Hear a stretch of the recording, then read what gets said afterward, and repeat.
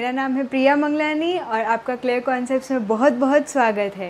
ये एक ऐसा चैनल है जहाँ पे आपके सारे स्कूल के कॉन्सेप्ट्स एकदम इजी तरीके से क्लियर हो जाते हैं। सो बिना किसी रुकावट के चलो शुरू करते हैं।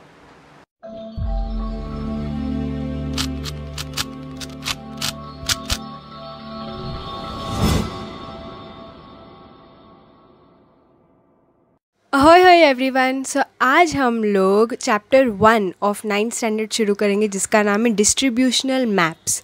अरे भाई, जब हम ज्योग्राफी की बात करते हैं तो मैप्स तो सबसे पहले सबके दिमाग में आता है। ओके, एंड ये आपने बचपन से सीखा है कि मैप्स क्या होते हैं। मैप्स आर 2D, ठीक है। पेपर पे अगर आपको कोई भी देश दिखाना है या कोई देश का लोकेशन बताना है, कुछ भी अगर आपको बताना है तो हम लोग मैप्स का यूज़ करते हैं। ओके, सो हम लोग यही लिखेंगे डेफिनेशन कि maps are diagrammatical representation of location of a place. And इसी के ऊपर अलग अलग टाइप के मैप्स भी हमने सीखे हैं अभी तक, ठीक है। अब तो आप 9th में हो तो आपको मालूम है कि अलग अलग टाइप ऑफ मैप्स होते हैं। जैसे कि फिज़िकल फीचर्स का मैप होता है, जैसे सिर्फ माउंटेन के बारे में बताता है, कैसा वेजिटेशन है वो बताता है। कंट्रीज़ का मैप होता है जो कंट्री के बारे में बताता है, जैसे इंडिया का मैप है।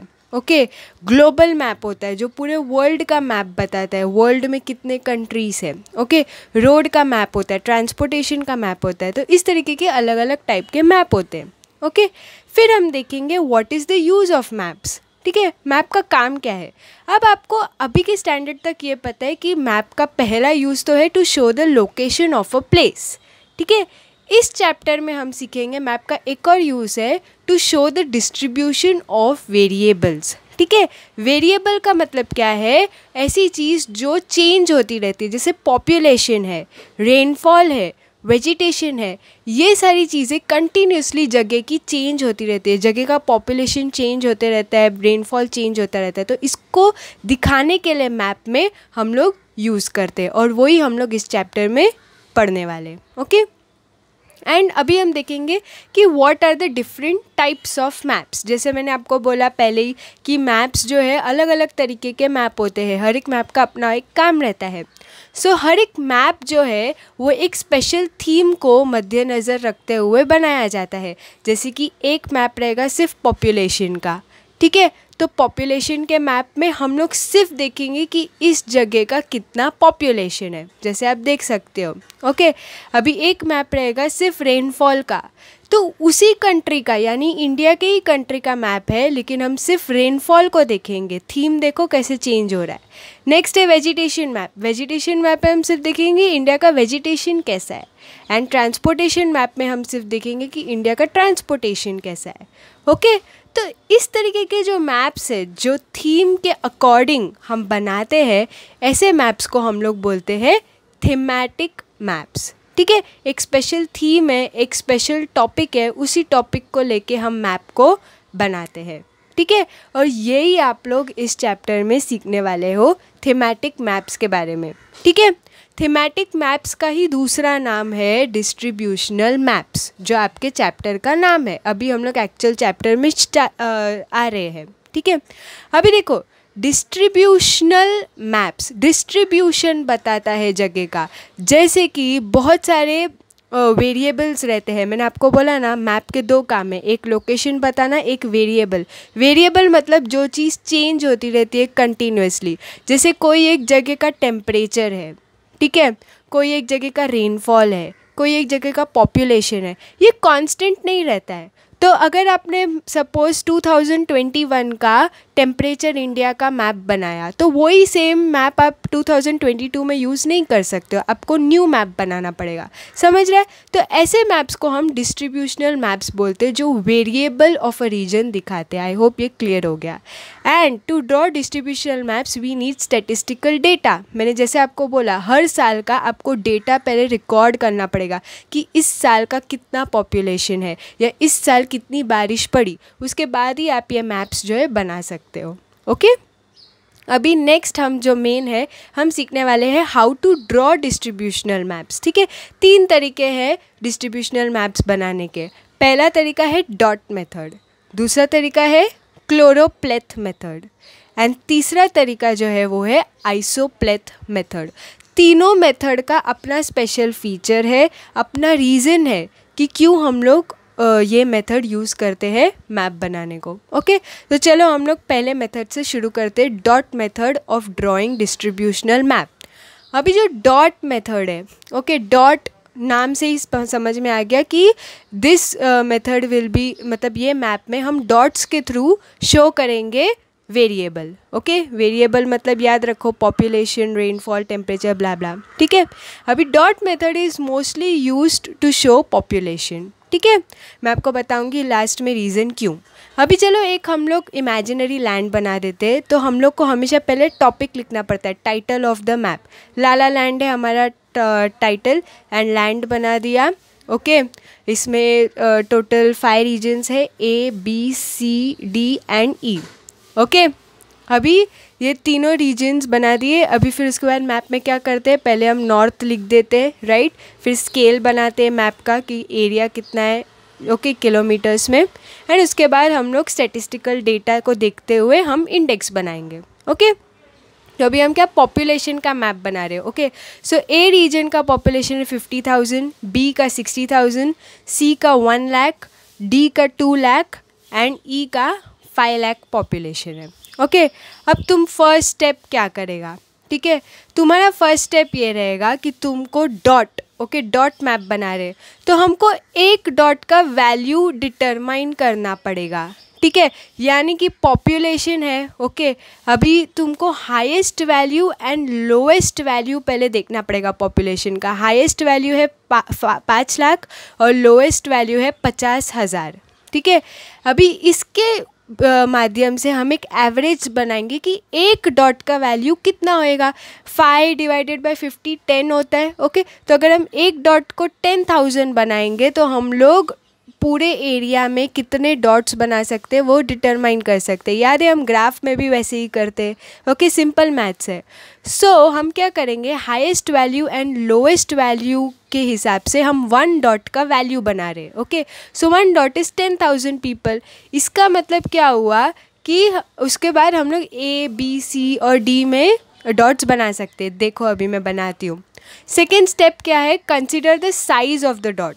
ठीक है, इससे पहले कि हम डॉट बनाए हमको याद रखना है कि डॉट का साइज़ सेम होना चाहिए। ठीक है, ऐसे नहीं एक जगह बड़ा डॉट एक जगह छोटा डॉट, सेम डॉट। अभी देखो ए रीजन में मैं कैसे डॉट्स बना रही हूँ। 50,000 है पॉपुलेशन एंड एक डॉट का वैल्यू क्या है 10,000, करेक्ट। So 10, 20, 30, 40 and 50।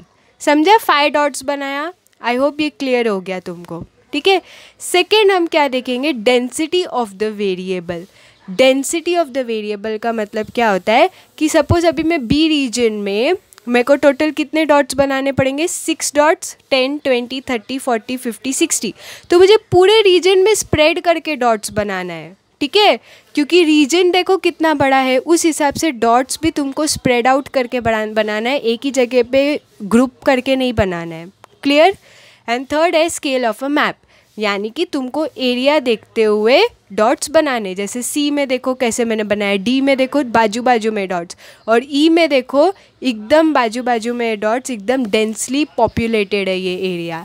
समझ रहा है, देखा, डॉट्स के थ्रू ही तुमको समझ गया कि हर एक जगह का पॉपुलेशन कैसा होगा। एंड लास्ट जो है थर्ड स्टेप में हम देखेंगे कि हर एक रीजन को हम एक वैल्यू देंगे। ठीक है, यानी कि अभी सपोज ए रीजन है तो ए रीजन का हम लोग एक कॉमन डॉट बना देंगे कि ए में सबसे कम पॉपुलेशन है, राइट।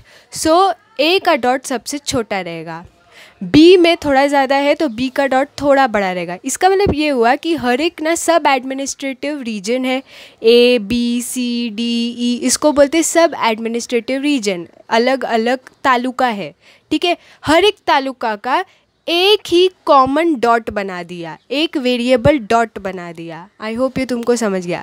सो ए के तालुका में सबसे कम पॉपुलेशन है तो ए का डॉट सबसे छोटा, बी का डॉट थोड़ा बड़ा, सी का थोड़ा बड़ा, डी का थोड़ा बड़ा, ई का सबसे बड़ा। समझा।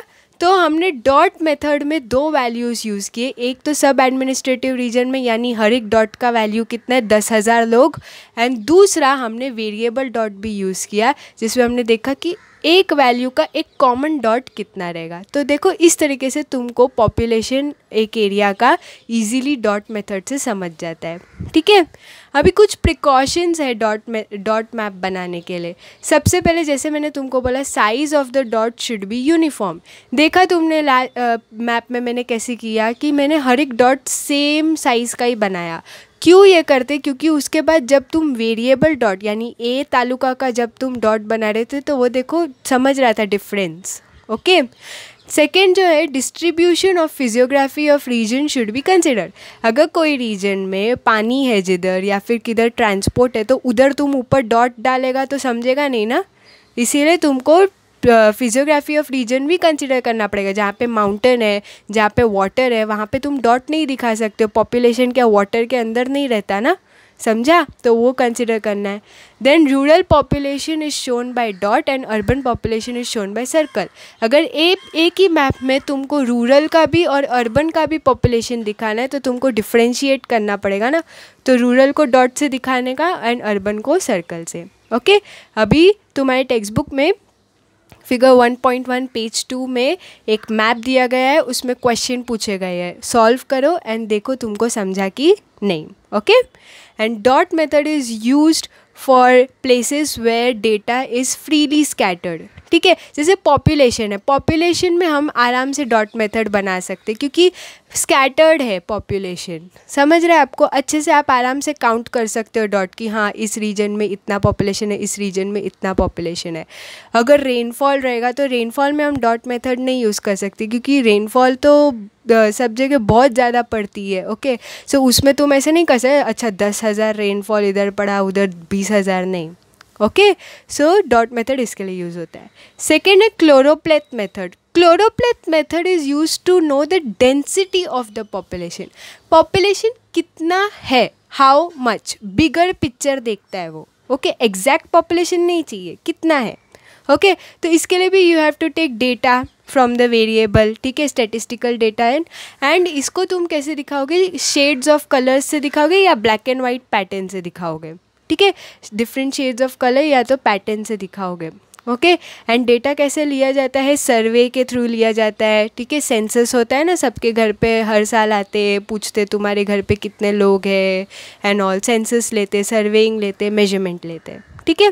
अभी चलो देखते हैं कि क्लोरोप्लेथ मैप कैसे बनाया जाता है। तो इसके लिए भी सबसे पहले टाइटल, ओके, टाइटल लिखने का, उसके बाद ये तुम्हारा मैप है, ठीक है। मैप में अगेन 5 रीजन्स बना देंगे हम लोग, A, B, C, D and E, okay. North बनाने का एंड तुम्हारा स्केल बनाने का, ठीक है। इसके बाद हम लोग क्या करेंगे, इंडेक्स भी बना देंगे, index is density of population. अभी हमारा डेटा देखते हैं, ओके। अभी A रीजन में पॉपुलेशन इज़ लेस देन 100, ठीक है, बहुत कम पॉपुलेशन है। B रीजन में 101 से 200, C में 201 से 300, D में 301 से 400 एंड E में 400 से भी ज़्यादा पॉपुलेशन है, ओके। ये हमने डेटा कलेक्ट किया है। अभी स्टेप 1 क्या करेगा तुम, स्टेप 1 तुम स्मॉलेस्ट एंड लार्जेस्ट वैल्यू देखोगे, ठीक है। जैसे डॉट मैप में भी क्या, smallest and largest value of data consider करो। तो स्मॉलेस्ट है A वाला region less than 100 and largest है E वाला वैल्यू मोर देन 100। अब स्मॉलेस्ट एंड लार्जेस्ट वैल्यू के बेसिस पे ही तुम क्लासेस बनाएगा, ठीक है। जैसे कि A में 100 है और E में 400 से ज़्यादा है, तो उस हिसाब से तुम A region, B region, C region, D region, E region का अलग सेपरेट क्लासेस बना रहे हो, यानी 100, फिर 101 से 200, 201 से 300। क्लियर हो रहा है, क्लासेस बनाया हमने एंड उस हिसाब से फिर तुम हर एक क्लास को अपना एक कलर ऑफ शेड भी दोगे, ठीक है।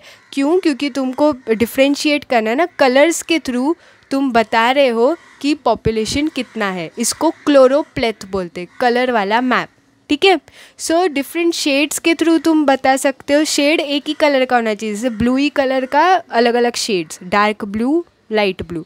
सो डार्कर शेड यानी कि हाई वेरिएबल, यानी कि बहुत पॉपुलेशन है, ठीक है, ज़्यादा डेंसिटी है। लाइटर शेड यानी कि लो वेरिएबल, यानी लो पॉपुलेशन है।